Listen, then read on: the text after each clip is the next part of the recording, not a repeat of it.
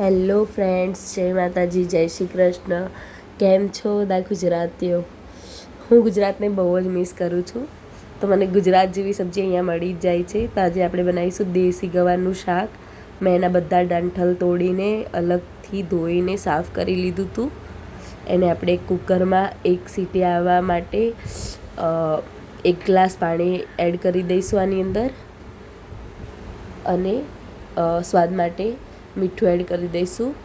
મીઠું બાફતી વખતે જ એડ કરવું. અને હવે ઢાંકણ બંધ કરીને કુકરને શેક કરી લઈશું, તેનાથી મીઠું બધું મિક્સ થઈ જાય. હવે આપણે એને એક સીટી આવવા દઈશું. અહીંયા મેં 4-5 સૂકા મરચાં લઈ લીધા હતા અને 10-12 જેવી લસણની કળીઓ લઈ લીધી હતી. અને એને જે ખરવટ્ટો હોય એની ઉપર પીસી લઈશું. સૂકા મરચાંને મેં પલાળી રાખ્યા હતા 10 મિનિટ જેવા. એને આપણે હવે પીસી લઈશું. જો તમે ગામડે રહેતા હોય તો ગવારને ચૂલા ઉપર બાફજો, તપેલીની અંદર, બહુ જ ટેસ્ટી બનશે. તમે જોઈ શકો છો, મેં એકદમ પીસી લીધું છે બધું. હવે આપણે આમાં એડ કરીશું 1 ટામેટું નાના નાના પીસ કરીને. આ મોસમમાં જોઈ લેવું, ટામેટામાં ઈયળ પણ નીકળતી હોય છે સફેદ, તો એને ચેક કરીને જ વાપરવું. આને પણ આપણે લસોટી લઈશું. આવી રીતે લસોટેલો મસાલો તમને સ્વાદ આવશે. અહીંયા તમારી જોડે આખા ધાણા હોય એ પણ તમે એડ કરી શકો છો. અહીંયા હું લાલ મરચું, હળદર,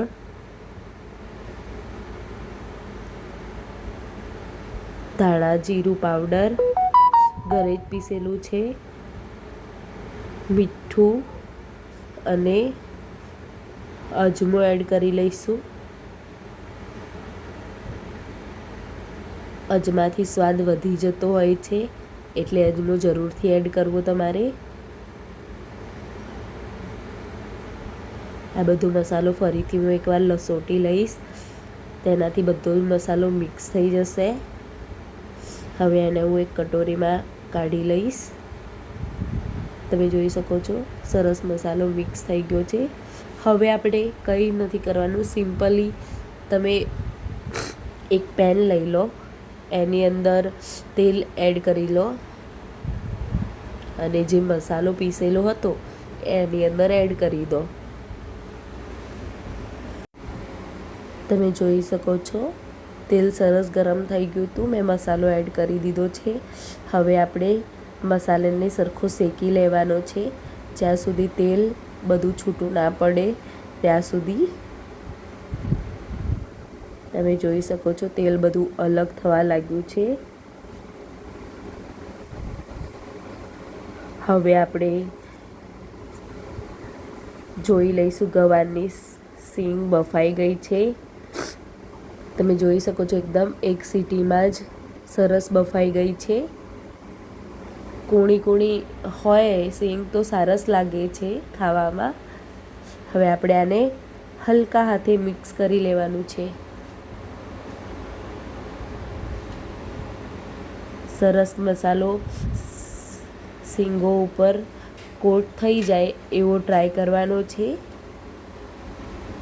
તમે જોઈ શકો છો, અને આવી રીતે ખાવાનું. એની આ જે નસલ હોય એને કાઢી દેવાની. ગામડે રહેતા હોય એમને તો બધાને ખબર જ હોય છે. આપણું સરસ ચટાકેદાર શાક બનીને તૈયાર છે.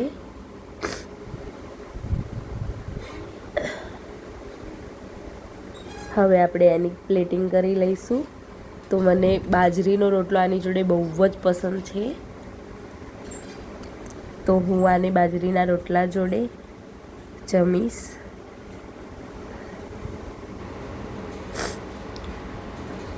તમે જોઈ શકો છો, અહીંયા કાનપુરમાં બધી જ સબ્જી અવેલેબલ હોય છે, એટલે મને અહીંયા વધારે સારું લાગ્યું બીજી બધી જગ્યા કરતાં. અહીંયા હું દહીં અને ગવારનું શાક ખાવું બહુ જ પસંદ કરું છું.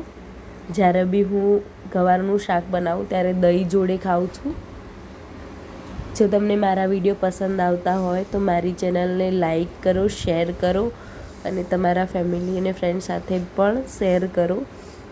મારી ચેનલને સબસ્ક્રાઈબથી જરૂર કરજો. Thank you for watching.